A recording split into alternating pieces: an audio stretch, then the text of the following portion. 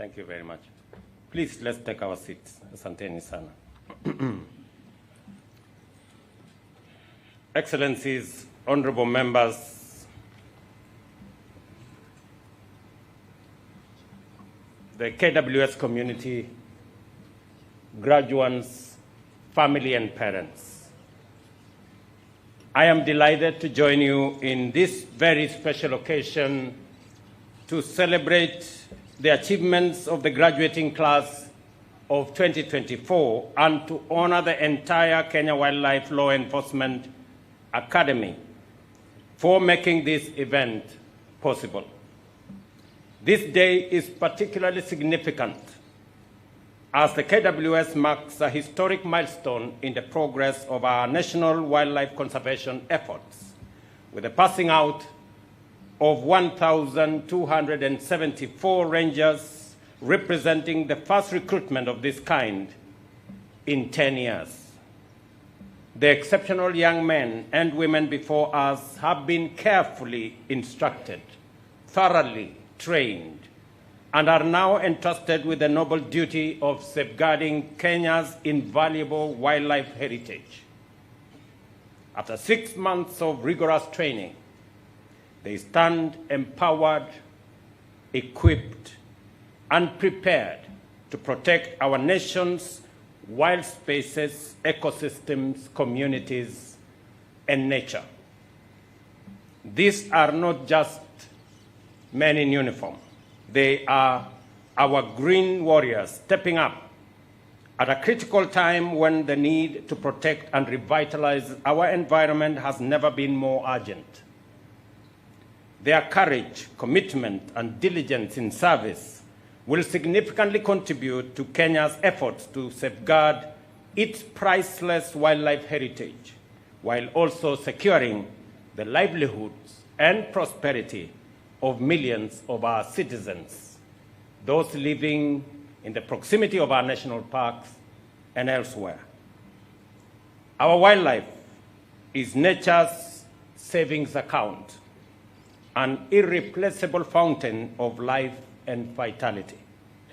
Every act of conservation is a thoughtful deposit into this account, yielding invaluable returns such as thriving habitats, clean air, pure waters, robust ecosystems, and a flourishing tourism sector. Conversely, neglecting or destroying this natural wealth amounts to reckless withdrawals, resulting in devastating costs like vanishing forests, polluted rivers, extinct species, and contaminated air.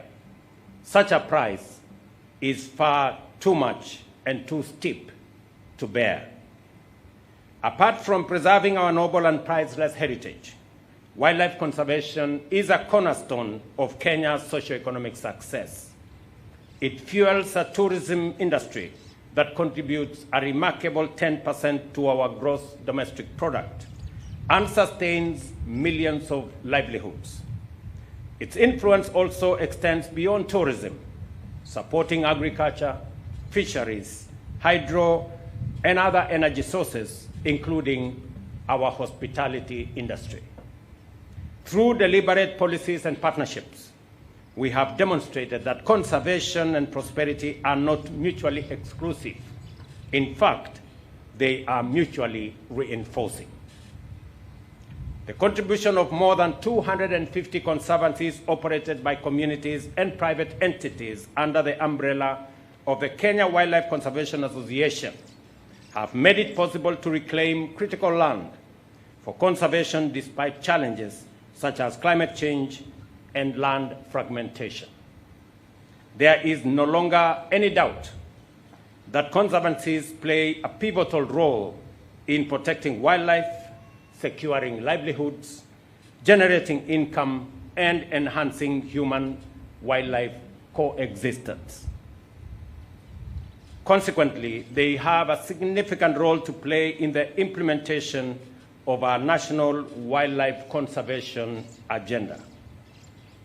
Our wildlife economy exemplifies the harmony we strive for, sustainable collaboration, and efficient coexistence that unlock vast opportunities for communities living alongside nature. In this space, ecotourism ventures create jobs and boost local business, while carbon credit trading and programs provide direct financial benefits to those engaged in ecological stewardship. Community conservancies have transformed livelihoods by generating both direct and indirect income streams from grassroots levels, from villages, all the way to our national platform. Consider the example of Kalama Conservancy in Samburu County, where Saruni Lodge generates nearly Kenya shillings 1 billion annually through tourism revenue and employment opportunities in that ecosystem. Similarly, the Serolobi Conservancy, home to northern Kenya's only community rhino sanctuary, attracts thousands of visitors each year, fostering economic growth and conservation pride. In Taita Taveta County, Kambanga Ranch has implemented predator-proof bomas to harmonize livestock farming with wildlife conservation, reducing losses and fostering coexistence. Likewise, the Chulu Red project, with 65% of its area within Chulu National Park, exemplifies the broader benefits of conservation. Since 2019, it has created 450 jobs, 80% of which are for wildlife rangers, provided daily school meals to 35,000 children across 94 primary schools, and awarded nearly 4,000 scholarships across Rombo, Kuku, and Birikani group ranches in Kajiado County. These examples remind us that wildlife conservation is not just about preservation. It is a dynamic resource that transforms lives, uplifts families, and strengthens communities. By investing in conservation and equitably sharing its benefits, we are building a future where both nature and humanity can thrive together. The government of Kenya is firmly committed to addressing human-wildlife coexistence and mitigating the climate change impacts that exacerbate conflict. We have invested in projects aimed at providing water for wildlife in protected and conservation areas, mitigating dehydration during droughts, and reducing human-wildlife conflicts caused by animals seeking water in settled areas. For the first time, the government of Kenya is directly supporting community conservancies with infrastructure projects such as roads and water supplies for communities, livestock, and wildlife. Additionally, I have spearheaded a nationwide fencing program, starting with Lariak Forest in Laikipia County.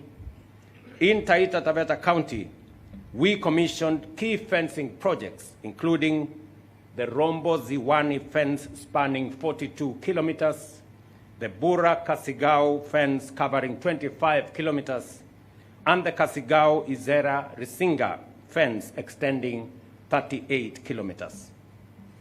The building of this fence and all the efforts that we are making to address human-wildlife coexistence, the government of Kenya, through the Ministry of Tourism and Wildlife, disbursed Kenya shillings 908 million in financial year 2022-2023 during an event in Voi, Taita Taveta County. Last year, the 2023-2024, I officiated the release of Kenya shillings 950 million in Rumuruti, Laikipia County. This financial year, 2024-2025, Kenya shillings 1.1 billion is already being disbursed. To enhance efficiency, we have introduced a digital fund administration system for the timely compensation of human-wildlife conflict victims. This innovation, aligned with our better agenda, leverages the digital superhighway to significantly advance human-wildlife conflict initiatives. Ladies and gentlemen, our steadfast commitment to anti-poaching efforts has yielded remarkable success, breathing new life into species once on the brink of extinction. In 2020, Kenya recorded 0 rhino poaching cases, a landmark achievement after years of battling corrupt and vicious criminal syndicates. Today, Kenya proudly boasts of Africa's 3rd largest rhino population with 2,004 rhinos and the 4th largest elephant population with 37,000 elephants. These figures are not just statistics. They are a testament to hope, hard work, and the collective action in safeguarding our natural heritage. KWS deserves our collective appreciation for fighting tirelessly for our wildlife heritage. I commend KWS for achieving another commendable milestone, mobilizing sufficient revenue to finance 87% of its overall corporate budget through internally generated funds, thanks to the consistent improvement in efficiency and transparency. Without a doubt, this progress is remarkable, and I urge the Kenya Wildlife Service Board and management to build on this achievement and with the same focus and dedication, intensify their efforts to achieve full financial self-sustainability within the next 2 years, thereby eliminating reliance on exchequer support. Partnerships will be crucial on this journey. Within the existing legal framework, KWS should establish robust public-private partnerships to attract investment in infrastructure development, create sustainable and competitive tourism products, and enhance park capacity. I now take this moment as I speak to the Kenya Wildlife Service, and I have asked the ministry to provide the policy direction on making sure that we unlock the tremendous opportunity that exists in our KWS assets. The partnerships that enable people to tap into the resources that exist in our parks must be leveraged to make sure that there is beneficiation and benefit sharing between Kenya Wildlife Service and those investors who are investing in the assets that we have in our national parks. Leases must be reviewed, and I'm very happy that there is progress in making sure that the leases that have been given to persons operating at the park have been reviewed to reflect the current situation and to make sure that we unlock the tremendous opportunity and financial resources that can accrue to Kenya Wildlife Service so that they can better protect the wildlife assets that we have and that are a heritage to our country and a benefit to the people of Kenya. Let me also commend that this graduation ceremony is a graduation ceremony of great significance. We are hiring KWS Rangers, an exercise that has not happened in 10 years. And it is because we recognize the importance of our wildlife and the need for human capital to manage this resource. Number two, the hiring of 1,774 staff is the highest in the history of Kenya Wildlife Service. again reflecting our commitment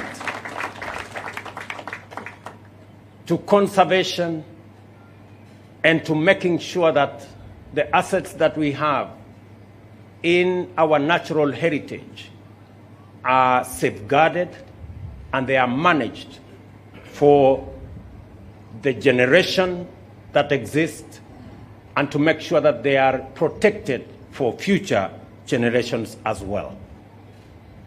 Thirdly, outside here, we have the largest contingent of vehicles that will be used by Kenya Wildlife Service. We have 98 vehicles that will be used by these young men and women to protect our wildlife assets and to manage our conservation spaces. Again, that is a testament to our commitment to building KWS as an institution that is going to support the wildlife sector and our national parks and game reserves. Allow me now to take this moment to address the 1,774 Rangers graduating today. Always remember, young people, that you are the guardians of Kenya's natural wealth, the custodians of our national heritage, and the stewards of our shared responsibility to future generations. I urge you to carry out your duties with dedication, with courage, and patriotism. As you build your careers marked by heroic achievements, strive to perform bold, imaginative, and transformative deeds that will inspire many in this generation and in the generation to come. Let wisdom guide you, that this earth and this nation are not ours alone. They are a cherished legacy passed down from generations past and trusted to us to safeguard for those yet to come. In our time, let us commit to actions that will secure an honorable place in the annals of history. All of us, government, communities, and partners, have a duty to work in dynamic and effective partnership to ensure that Kenya remains a global beacon of excellence in conservation, where people and wildlife flourish side by side, and development benefits all of us. Asanteni sana kwa wazazi waliofika hapa kwa siku ya leo, na wapongeza vijana hawa kwa kazi ambayo watafanya wakitoka katika training hii. Mimi nawauliza nyinyi kama vijana wa taifa letu la Kenya, vile nawauliza vijana wengine wa taifa letu, tujue ya kwamba taifa hii ni taifa la Kenya ambayo ni mali yetu sisi zote.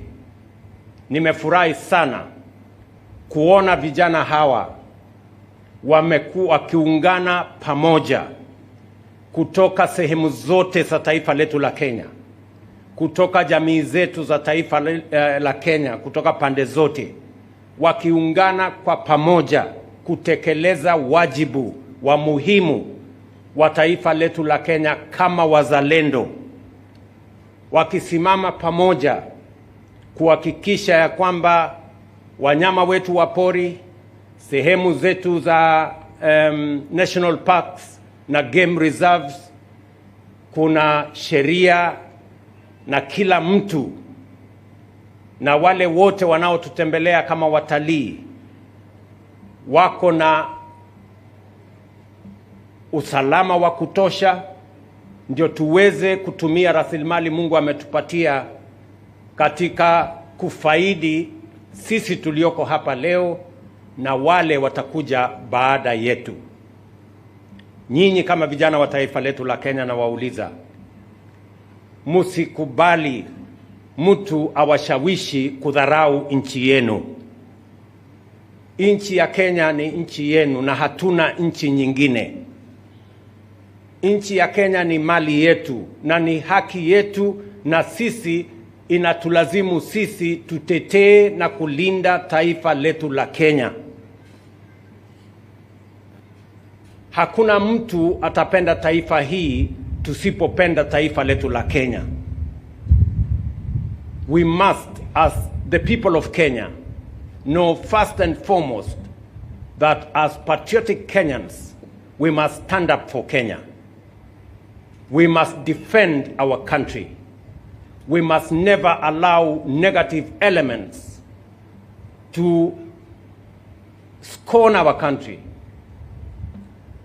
to demean our country, to spread negative messages about our country. Kenya is first and foremost our home, and we must defend this country together. And I'm asking the young people of our nation to understand that you can never despise your motherland. We must always stand up for Kenya. And that is why I am very proud that we have patriotic citizens, men and women, trained, ready, full of energy to patriotically defend our country and our heritage in our national parks. You have my support, you have the support of the government of Kenya in making sure that you deliver on your mandate. And we will make every resource, every equipment, and every capability available to you so that you can discharge your responsibility, defend our heritage, and work for the country that we all love, our nation Kenya. Asanteni sana kwa wazazi wote, mkirudi nyumbani msalimiane, mpeleke salamu zetu na msaidie hawa vijana katika wajibu ambao wako nao wa kufanya kazi na kuhudumia taifa letu la Kenya. Asanteni sana na Mungu awabariki. Thank you very much.